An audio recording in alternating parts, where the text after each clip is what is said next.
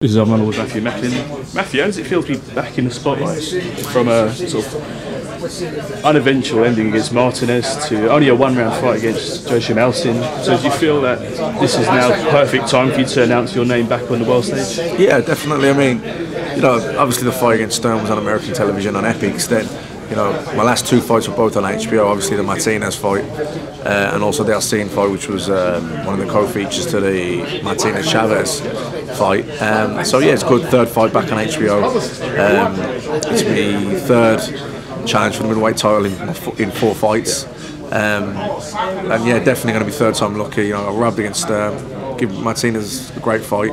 But you know, Martinez is a very awkward fighter. You know, first fight back with Buddy McGirt. You know, I hadn't worked with him in years, and I think, you know, from the camp to that one, I think the last camp for the Alcine, we picked up where we left off from the Martinez fight. He made adjustments. There was things that we were working on for the Martinez fight that probably got 78% of where now we're in sync, and you know, we're firing all. I know exactly what he wants, and he knows what I'm capable of, and we're working well together. How would you say you've improved since the Martinez fight? I think Buddy's probably polished me up. You know, obviously the raw talents there, your strength, your power, your speed, your tenacity, they're attributes that make you who you are. But I think technically he's pushed me up. I don't think I'm loading up as much. I'm not probably telegraphing shots as much. I think my balance is better.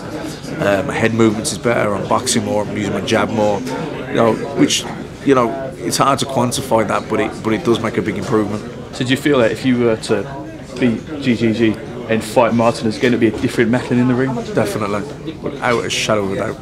Simple as that. Fantastic. And you're going to be training in Spain for this, I take it? I've got my own gym now, MGM, Macklin's Gym Marbella, out of Marbella, South Spain. It was open last summer, just before I started training for Alcine.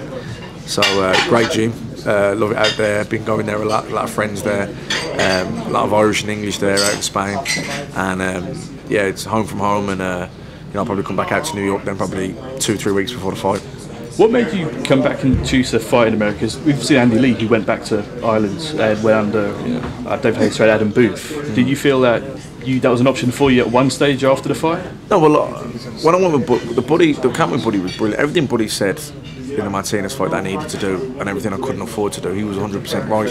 You know, there's a couple of things, like I say, we hadn't worked together in years, and you know, there's only so much you can do in 10 weeks. And then, especially when I'd done the rib and the knuckles, I was only shadow boxing for the last 2.5 weeks. That affected things as well. Then, you know, but I was very happy with Buddy as a trainer. And even the Alcine fight, we had a great camp, and we were in sync, and we're on the same page. And so, you know, from that point of view, Buddy's still training me. The gym's out in Spain, but promotionally I'm with Lou Di Bella. I signed with Lou, and this is where the fights are. You want to be the big fights. They're on HBO. They're in America. You know, I'm one of the best middleweights in the world. I want to be the best. You know, I'm fighting Gennady Golovkin, who's also one of the best. You know, me beating him, I think will throw me straight back into a rematch with Sergio Martinez, who is regarded as the #1 in the division. And I think next time I was to fight Sergio again, I think I'd beat him. So, you know, this is America's where it's at. You know, that's where you want to be involved. These ones, especially your third fight now in America. Do you see yourself going back to the UK anytime soon for any big fights domestically? Listen, there's lots of talk there about, you know, Darren Barker and Mike Moore, but like, you know, once I beat Gennady Golovkin, you know, I'm going to be looking at a rematch with Sergio Martinez, maybe a defence against Chavez, Cotto, who wants to step up to 160. They're the fights I want to be involved in.